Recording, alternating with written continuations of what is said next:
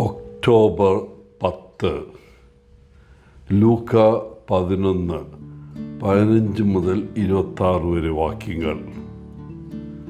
ഒരിക്കൽ ഒരു യുവതി ഒരാഴ്ച നീണ്ടുനിന്ന ധ്യാനത്തിൽ പങ്കെടുത്തു. ആ സമയത്ത് അവൾക്ക് വലിയൊരു പരിവർത്തനം സംഭവിച്ചു.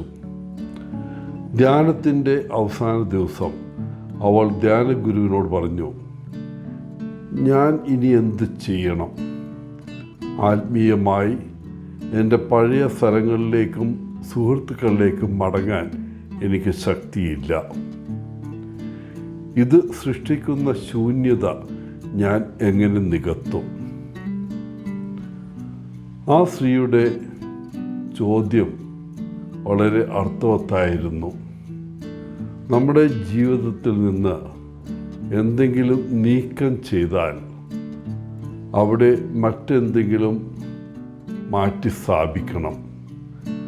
അല്ലാത്ത പക്ഷം ബലഹീനതയുടെ ഒരു നിമിഷത്തിൽ നമുക്ക് നമ്മുടെ പഴയ വഴികളിലേക്ക് തിരികെ പോയെന്ന് വരും. തൽഫലമായി നമ്മൾ ആരംഭിച്ചതിനേക്കാൾ മോശമായ അവസ്ഥയിലേക്ക് നാം എത്തിച്ചേരാം. ഇതാണ് ഇന്നത്തെ സുവിശേഷത്തിൻ്റെ അവസാന ഭാഗത്ത് യേശു പറയുന്നത്. ഇന്നത്തെ സുവിശേഷം ലൂക്ക 11:15 മുതൽ 26 വരെയുള്ള ഭാഗത്ത് യേശു ഒരാളിൽ നിന്ന് ഒരു ദുർഭൂതത്തെ പുറത്താക്കി. അത് അവിടെ ഉണ്ടായിരുന്നവരിൽ നിന്ന് വ്യത്യസ്ത പ്രതികരണങ്ങൾക്ക് കാരണമായി.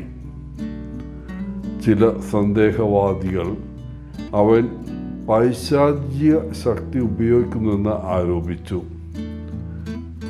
മറ്റുള്ളവർ അവൻ്റെ അധികാരം സാധൂകരിക്കാൻ ഒരു അത്ഭുതകരമായ അടയാളം ആവശ്യപ്പെടുന്നു. മറുപടിയായി യേശു തൻ്റെ ശക്തിയുടെ ഉറവിടം വ്യക്തമാക്കുകയും ആത്മീയ അവബോധത്തിൻ്റെ ആവശ്യകതയെ ഊന്നിപ്പറയുകയും ചെയ്യുന്നു. ഭൂതങ്ങളുടെ പ്രഭുവായ ബേൽസബൂലിൻ്റെ ശക്തിയാൽ യേശു അവയെ പുറത്താക്കുന്നു എന്നായിരുന്നു ആരോപണം. തൻ്റെ ദിവ്യ അധികാരത്തെ അംഗീകരിക്കാൻ തയ്യാറാകാത്ത ചില വ്യക്തികളുടെ കഠിന ഹൃദയങ്ങളെ ഇത് വെളിപ്പെടുത്തുന്നു.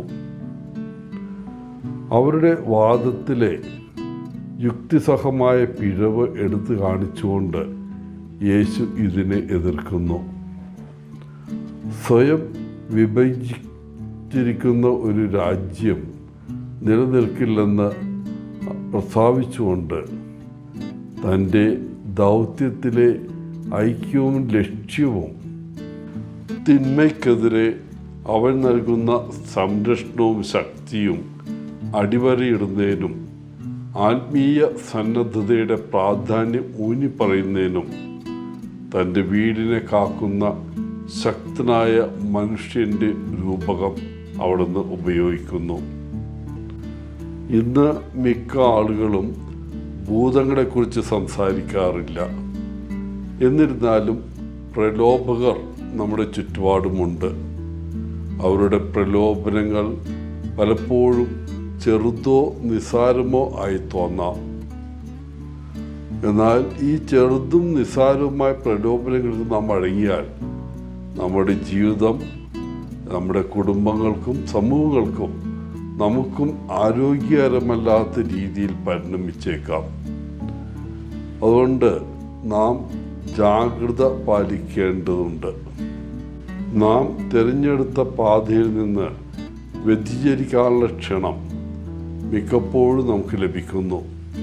അത് ഇൻ്റർനെറ്റ് വഴിയായോ ഒരു TV ഷോ വഴിയോ അല്ലെങ്കിൽ മറ്റൊരു വ്യക്തി വഴിയോ വന്നേക്കാം. നിങ്ങളുടെ വ്യക്തിപരമായ ഭൂതങ്ങളെക്കുറിച്ച് പ്രത്യേകം ജാഗ്രത പാലിക്കുക. നമ്മൾ തിരിച്ചറിയുന്നതിന് മുമ്പ് തന്നെ അവയ്ക്ക് നമ്മളെ പിടിച്ചെടുക്കാൻ കഴിയും. പ്രിയപ്പെട്ടവരെ, യേശു എപ്പോഴും നമ്മോടൊപ്പമുണ്ട്. എല്ലാ ദിവസവും നമ്മെ കൃപയാൽ നിറയ്ക്കുകയും നയിക്കുകയും ചെയ്യും. ശരിയാണ്, നമ്മുടെ ജീവിതത്തിൽ ഒരു ബീൽസെബൂൾ ഉണ്ടായിരിക്കാം. എന്നിരുന്നാലും നമ്മൾ ഒരിക്കലും ഒറ്റയ്ക്കല്ല. യേശു നമുക്ക് വേണ്ട കൃപ നൽകുകയും നമുക്ക് ആവശ്യമായ ഉൾക്കാഴ്ചയും ശക്തിയും നൽകുകയും ചെയ്യും. മറ്റെന്താണ് നമുക്ക് ചോദിക്കാൻ കഴിയുക? എല്ലാവർക്കും നല്ലൊരു ദിനം ആശംസിച്ചുകൊണ്ട് ഒത്തിരി സ്നേഹത്തോടെ പോളച്ചൻ CSSR ഫ്രം ബാംഗ്ലൂർ.